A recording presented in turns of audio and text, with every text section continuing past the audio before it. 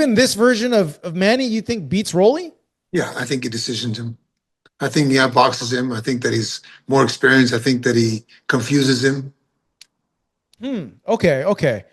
You didn't think Rolly looked well, like against Ryan? Like it seemed like it's a new and Against who? improved Rolly, like against Ryan Garcia. Like he looks more Against methodical against who? against Ryan Garcia. Against who? Come on, a young Ryan Garcia that Yeah, has Ryan pop. That Garcia. Then, unfortunately, because of his fame, because of his um, issues outside of the ring, has not really progressed. Yeah, he's got great hand speed and he punches hard, but as soon as he fights somebody that can fight back, it just seems like he doesn't do well. Hmm. Uh, is it because they haven't allowed him to grow as a fighter? I don't know, but you can't just. It's like Deontay Wilder, great right hand, but lacks everything else. Hmm. Okay, so you think Manny beats Rolly in that matchup? Like, do you think style wise, it's a better fight than the Barrios fight?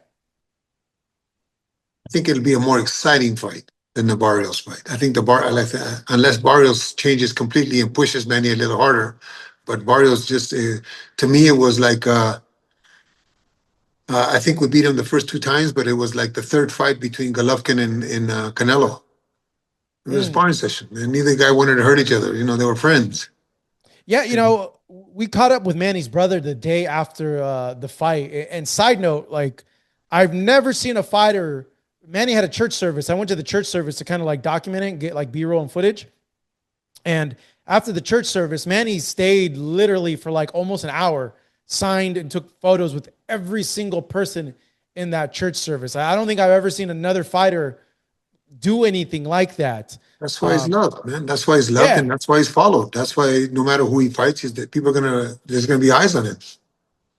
like he's just a man, what a guy. Like he's Yeah. just a special type of guy to be able to even attempt to do something like this at 46. But Bobby Pacquiao, who also fought as well, uh, said that Manny told him it did kind of feel like it was a sparring session against Barrios. Yeah. No, it looked like a sparring session. Like I said, it was Golovkin and Canelo third time. Oh man. They knew each other too well, and they weren't trying to hurt each other, and neither was. It didn't seem like Barros wanted to hurt Manny, and maybe it's the respect. Maybe the greatness was. He was in the ring with greatness and didn't want to do anything dumb.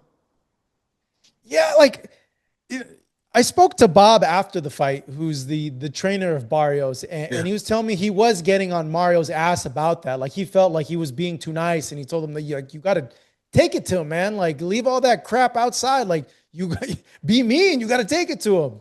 Yeah, but you know what? We are on the outside. We're not taking near a lick as a coach. Yeah, He's in there with a great legend, and he's in there with somebody that can punch and somebody that can fight. So his mentality and his sentiment and what he sees there is a hell of a lot different than what we see on the outside. All we can do is try to encourage our guys, but we're not taking any punches and there was flashes of the old Pacquiao there, though. at times. Yeah, Yeah, at at times. times. And Yeah, obviously not like before, but his patent jab straight and then come up top was yeah, there. It landed a few times in the first round. He landed a straight like almost right away. I felt to kind of show Mario like, hey, I yeah, might not be as fast as I was when I was 30, but I'm still fast enough to yeah.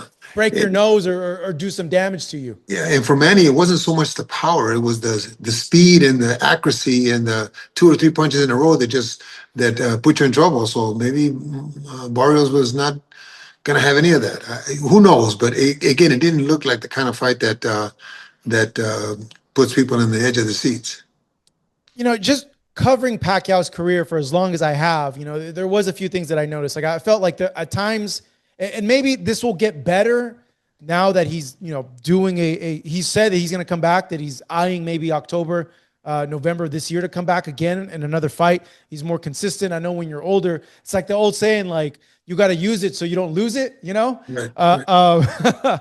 he did seem off balance at times when he was throwing his punches. Was something that like, hey, Manny usually isn't as off balance as he was. From a pure trainer's perspective, Abel, what did you see there that made you think like, oh, he doesn't look like the same Manny from 4 years ago, from 8 years ago? It was it was It was like in the past when he was in his, I'm not gonna say his prime, but he was in his better state. It was like maybe he just came into camp. That's the Manny that I saw. Maybe he just came into camp. It's the first week in camp. It's the first sparring session, and that's what he looked like in the fight.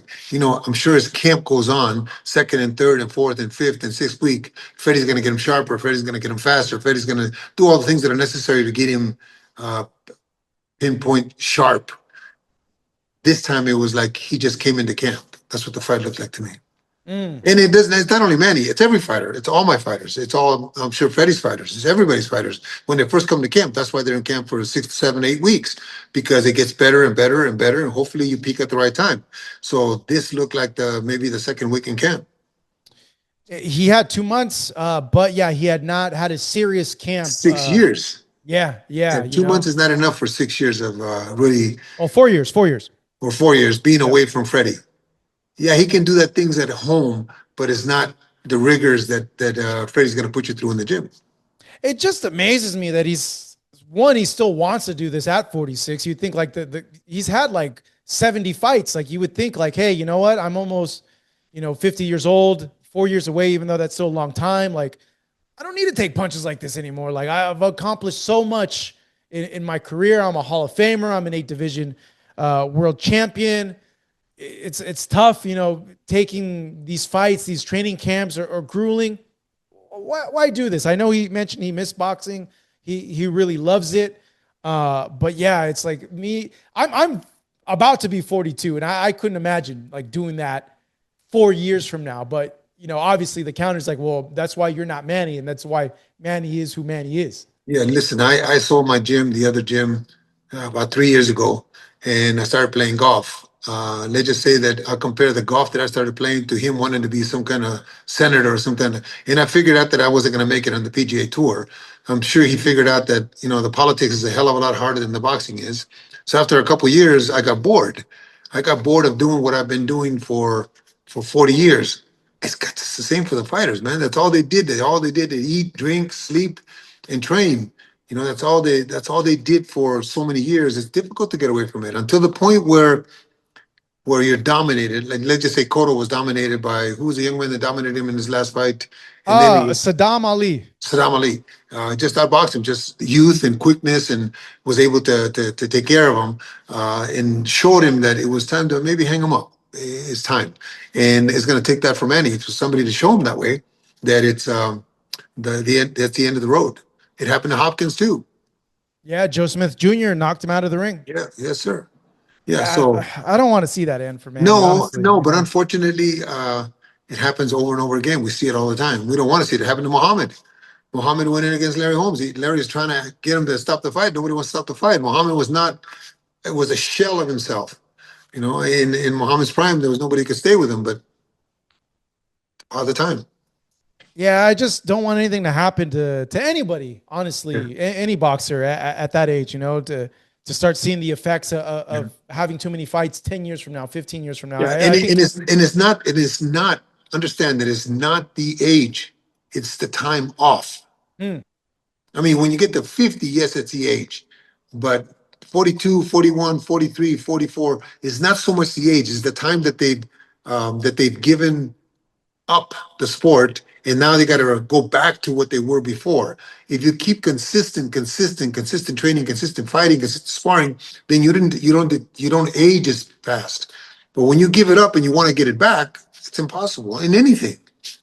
yeah, but the punches do compile up, Abel, the No, sparring. absolutely, absolutely. But listen, uh, uh, you're going to get more hurt in one fight when you haven't done it for 3 or 4 years than you are for doing it for 3 or 4 years, and you don't get as hit as clean as you would because you see it coming, but there's nothing you can do about it. When you're in the gym consistently and training and fighting consistently, you see those punches coming a little easier. When you're away from the gym, those things look like slow motion, but they're hitting you right in the face.